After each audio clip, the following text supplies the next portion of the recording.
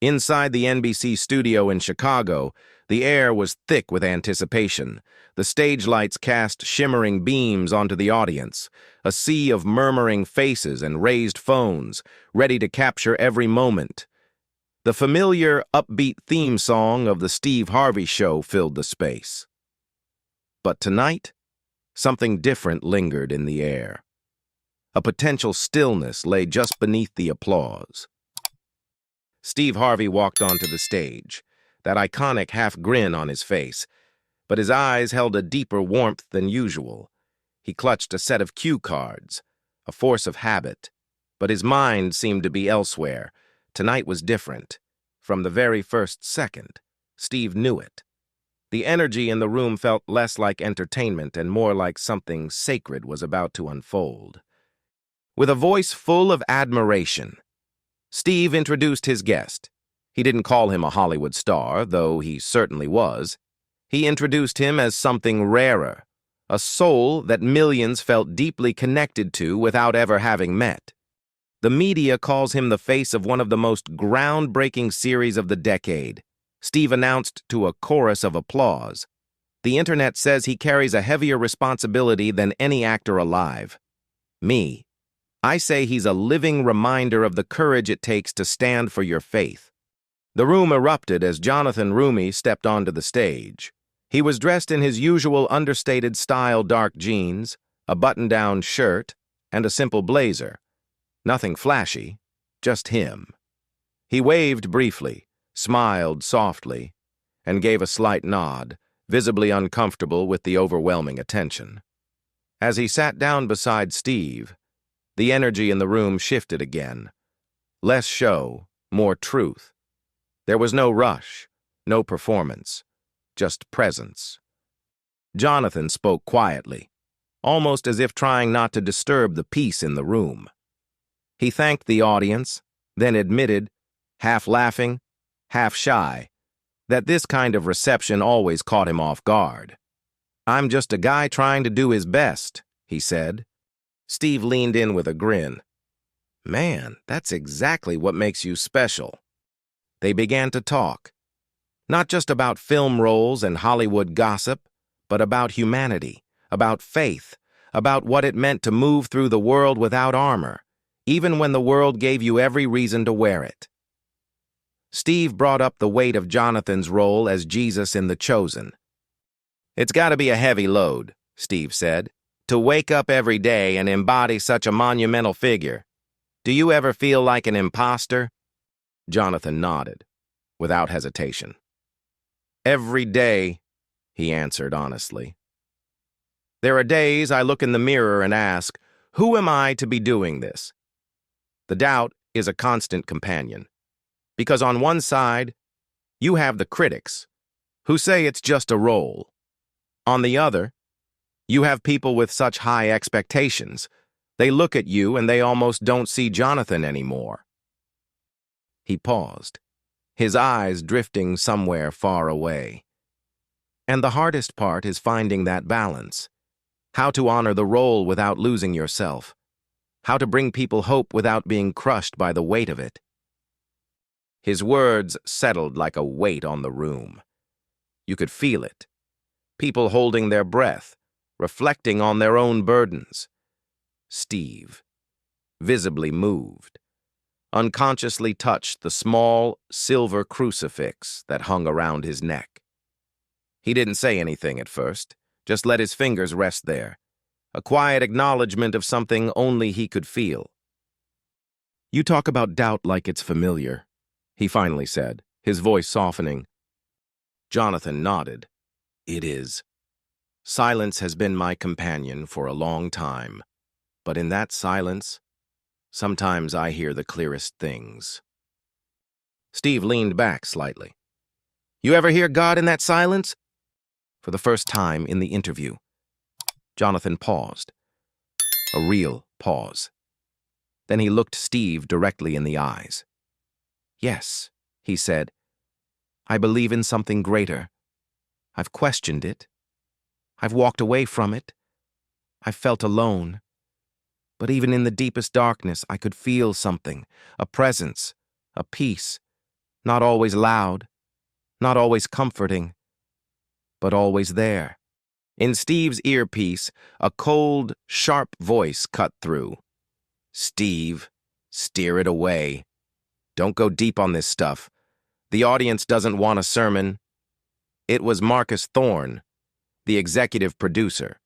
Steve's brow furrowed for a split second, a flicker of conflict crossing his face, but he quickly composed himself. His hand tightened around the crucifix.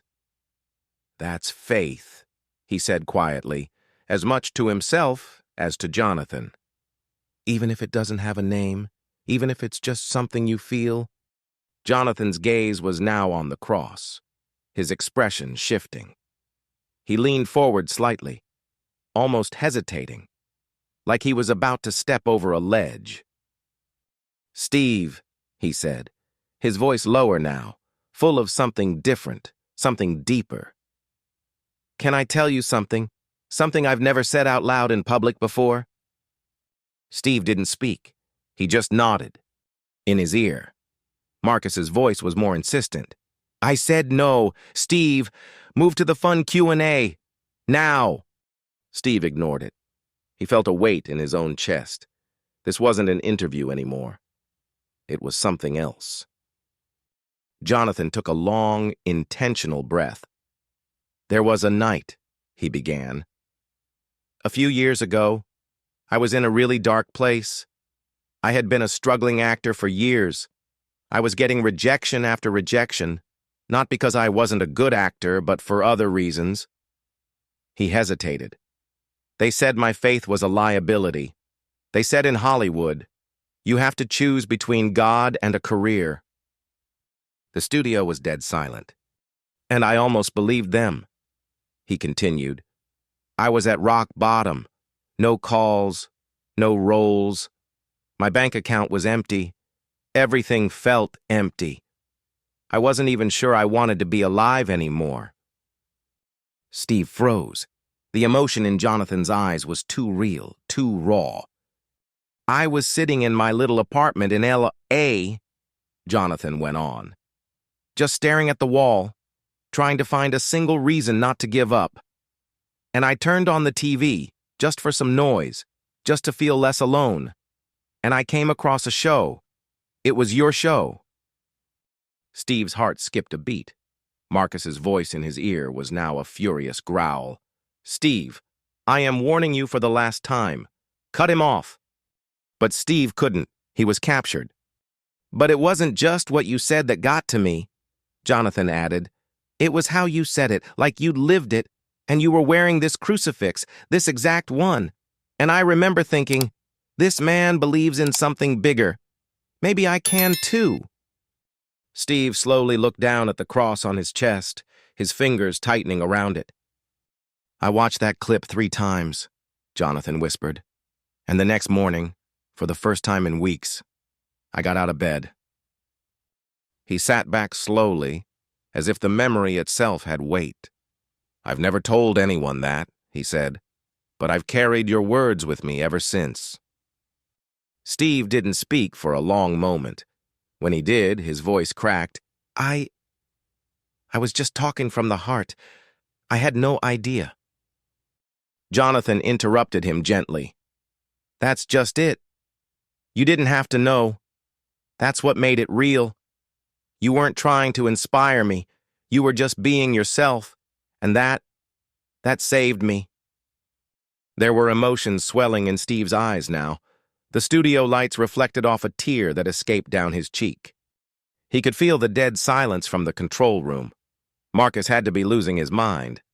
But Steve didn't care anymore. What was happening here was more important than any rating. "And that crucifix you wear," Jonathan said, his voice now full of reverence. "It's not just a symbol. It's a sign, a message." He paused, looking directly into Steve's eyes, a new urgency in his gaze. "But that's not the whole story.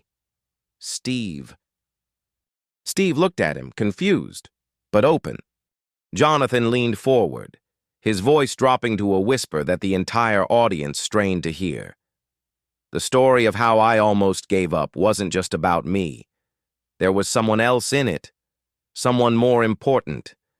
And I think you need to hear this, right now, because I don't believe, for 1 second, that what I'm about to tell you is a coincidence. Steve's nod was barely perceptible, but it was all the permission Jonathan needed. The studio audience leaned forward as one, a single entity holding its breath. That night I hit rock bottom, Jonathan began, his voice steady despite the weight of the memory. Was the day I had my final meeting with a very powerful network producer. I was pitching a small, independent series I believed in. He listened for maybe 5 minutes, staring out his skyscraper window. Not at me. In Steve's ear, Marcus's voice was a low hiss. Don't let him name names. Steve, shut this down. Jonathan continued, oblivious. He turned to me, a dismissive look on his face, and said, Son, let me give you some free advice. Faith is for Sunday morning. It doesn't sell on Tuesday night. Nobody wants to see this stuff. It's a career killer. He said my open faith made me a brand risk. The words hung in the air, cold and sharp. In the control room, a dozen technicians froze, their eyes darting between their monitors and the glass window looking out at Marcus Thorne, who was now on his feet, his face turning a dark shade of red. He didn't just reject the project. Jonathan's voice started to tremble, not with weakness, but with a rising, righteous anger. He rejected me. He told me that as long as he was in a position of power, people like me, people who weren't ashamed of what they believed in, would never have a place on his network. Cut the feed, Steve.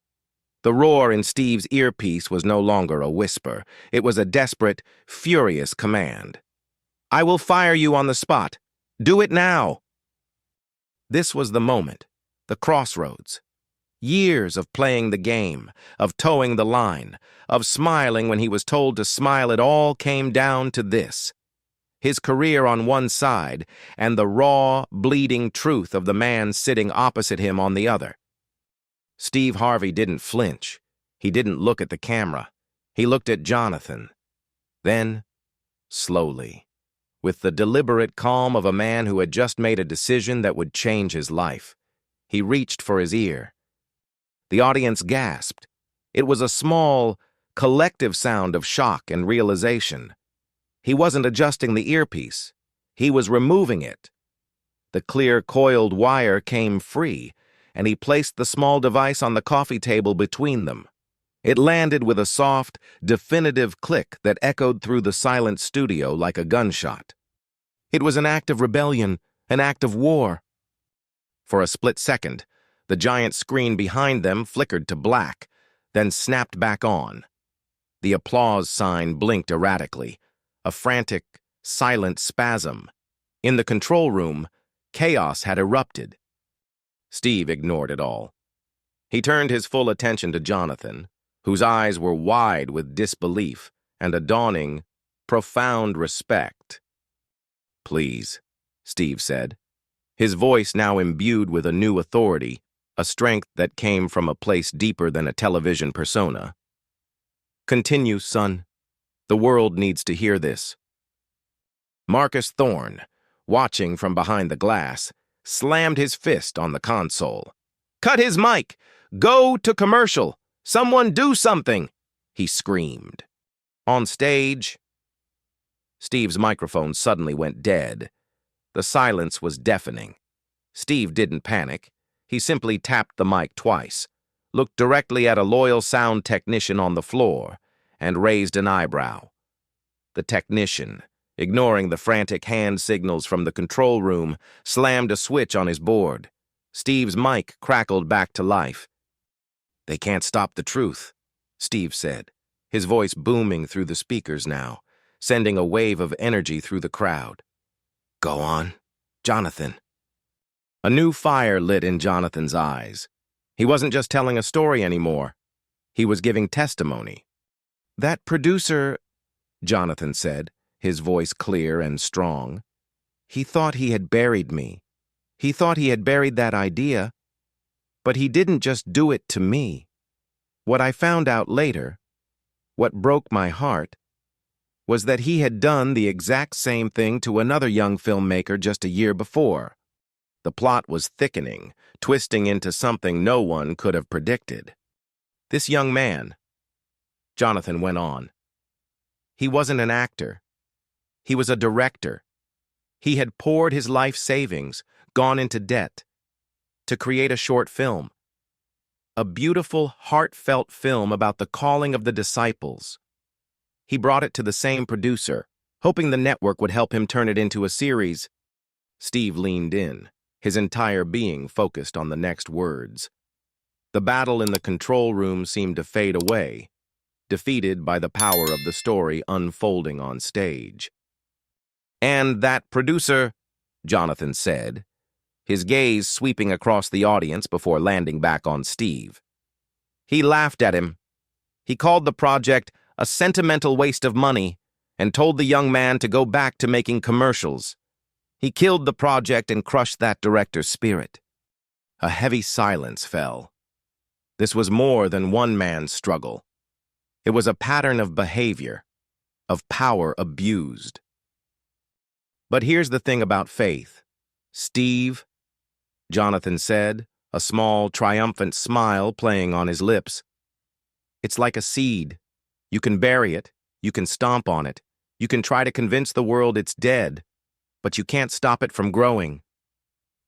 He leaned forward, ready to deliver the final devastating blow of his story. Because that young filmmaker, he didn't give up. And the little project that producer tried to kill, well, the world knows it by a different name now. He paused, letting the suspense build to an unbearable peak. They call it The Chosen. A tidal wave of murmurs and gasps swept through the studio. The name hung in the air, electric and undeniable. The Chosen. The global phenomenon that had shattered every industry record, funded by millions of ordinary people after the system had rejected it. The very system embodied by the man who had dismissed it. Steve Harvey sat back, a slow, wondrous smile spreading across his face. He looked up toward the glass-walled control room, not with anger, but with a kind of pity. He could see Marcus Thorne frozen in place, his face a mask of pale, horrified disbelief. On stage, Jonathan wasn't finished. The time for whispers was over. That young, crushed filmmaker's name was Dallas Jenkins, Jonathan announced, his voice ringing with the clarity of a bell. He refused to let one man's lack of vision be the end of God's plan.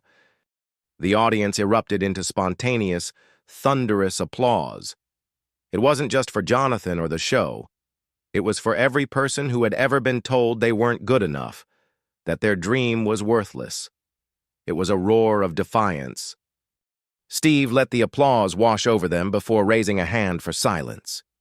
He turned back to Jonathan, but his next question was aimed like a missile at the man behind the glass. "So you're telling me," Steve said, his voice dangerously calm, "that the same executive who told you that faith was a career killer was the same man who had the biggest television success story of the last decade in his hands and threw it away because he couldn't see past his own prejudice?" Jonathan simply nodded. The very same man. The final piece of the puzzle was about to fall into place. Every person in the room, every viewer at home, felt it coming. "Jonathan," Steve said, his eyes locking with his guests, "I think it's time the world knew. Who was this producer?" In the control room, Marcus Thorne's phone began to buzz violently on the console. Then another phone, and another. Emails and texts were flooding in from the network's board members, from the PR department, from the head of the studio. The social media feeds were a wildfire. The hashtag #WhoWasTheProducer was trending worldwide in under a minute.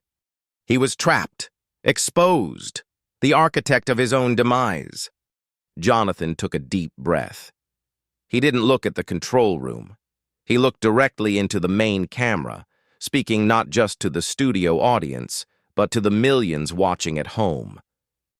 "The man who told me my faith was a liability," he said, his voice clear and unwavering. "The man who laughed Dallas Jenkins out of his office was your own executive producer, Marcus Thorne." Absolute silence. Then pandemonium.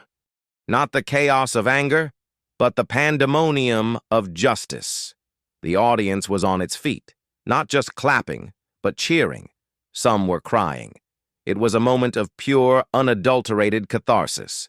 The bully on the playground had finally been confronted, not by a bigger bully, but by the very truth he had tried to silence. On stage. Steve Harvey slowly stood up. Jonathan stood with him. They didn't need to speak. The moment spoke for itself. Steve looked at the camera, his eyes glistening with tears. But these were not the tears of sorrow from before. These were tears of triumph. "It seems," Steve said, his voice thick with emotion, "that faith isn't a brand risk after all. It's the most powerful brand there is." He then did something unprecedented. He turned his back to the audience and faced the control room window directly. He simply looked at Marcus Thorne, who stood there, defeated, as a security guard entered the room and quietly gestured for him to come with him. The rain was over. Steve turned back to the audience. A weight lifted from his shoulders. He walked over to Jonathan and pulled him into a powerful embrace, not as a host and a guest, but as brothers in arms.